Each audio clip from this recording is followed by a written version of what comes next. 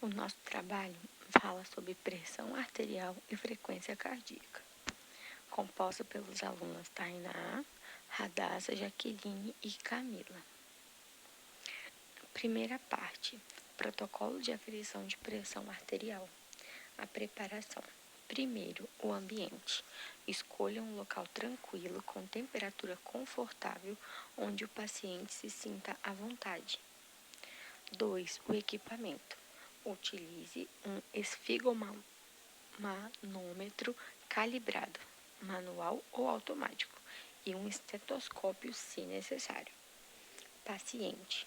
Explique o procedimento ao paciente e obtenha o seu consentimento. Depois vem a posição do paciente. Primeiro, o conforto. O paciente deve estar em uma posição confortável, sentado ou deitado. 2. Descanso. Permita que o paciente descanse pelo menos 5 minutos antes da medição ou aferição da pressão. Terceiro, posição dos braços. O braço deve estar apoiado na altura do coração com a palma voltada para cima. Em seguida, vamos dar prosseguimento à aferição. Seleção do braço. Preferencialmente, use o braço não dominante, direito para canhotos e vice-versa. Segundo, colocação do manguito. Coloque o manguito ao redor do braço, cerca de 2 a 3 centímetros acima do cotovelo, de modo que esteja justo, mas não apertado. Terceiro, inflar o manguito.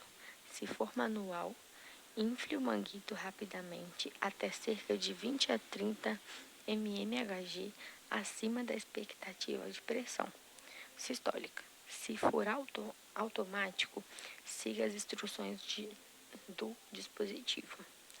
Para desinflar, desinfle o manguito lentamente, enquanto escuta os sons com o estetoscópio, se manual, ou aguarde o resultado se o dispositivo for automático.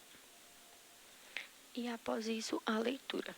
Identificação dos sons, ouça o primeiro som, Koroktoff, para determinar a pressão sistólica e o último som para a pressão diastólica.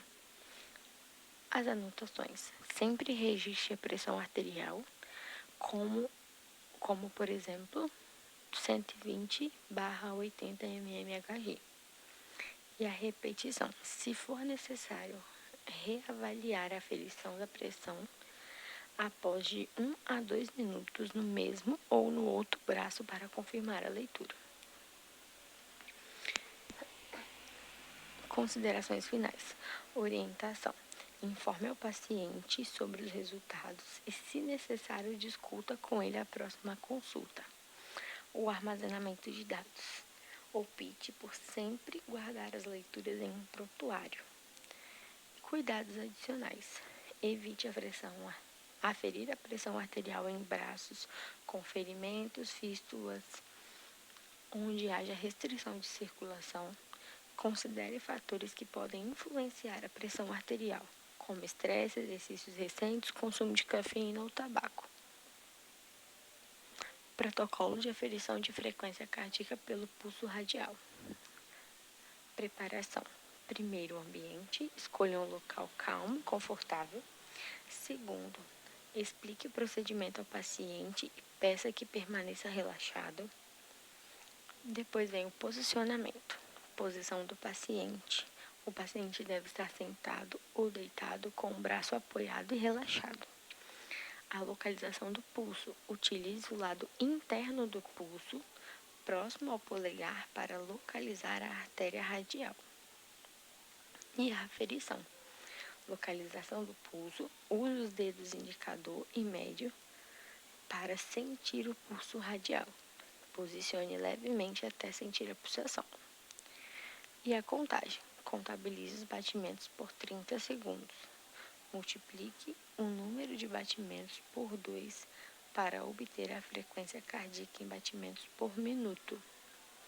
Para maior precisão, especialmente se a frequência estiver irregular, conte por 1 minuto. Registro. Registre a frequência cardíaca e anote qualquer irregularidade percebida. Observe a regularidade e a força do pulso. E as considerações finais, fatores que podem influenciar. Esteja ciente que a frequência cardíaca pode variar devido a fatores como atividade física, estresse, medicamentos e condições médicas. Se necessário, repetir a aferição em um momento posterior. Cuidados adicionais, condições do paciente, evite aferir em locais externos após os exercícios intensos ou estados de estresse elevado. Fases de sons do Korotkoff.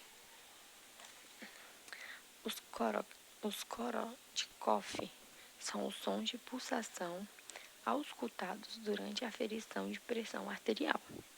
O mecanismo exato desses sons ainda é incerto, mas acredita-se que são causados principalmente pelo sangue que passa pela artéria quando de forma de jato, quando ela está parcialmente ocluída. Quando os sons desaparecem, correspondem à pressão arterial sistêmica. Eles são divididos em 5 fases. Primeira fase. Se inicia com pulsações fracas. Segunda fase. São sons de pulsações mais sopros. Terceira fase. Sons com amplificação. O som já está quase desaparecendo. Fase 4. O som fica mais abafado. E a fase 5 é onde cessa o som completamente. A importância das fases 1 e 5 são particularmente importantes para a determinação da pressão arterial sistólica e diastólica, respectivamente.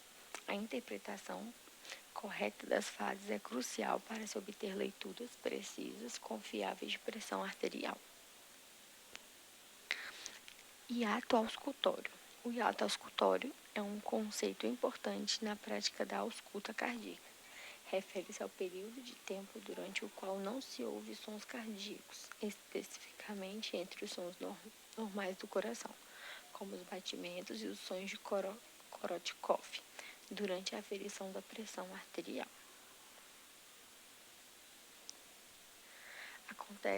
O hiato auscultório acontece quando temos o desaparecimento dos sons na ausculta durante a desinflação do manguito.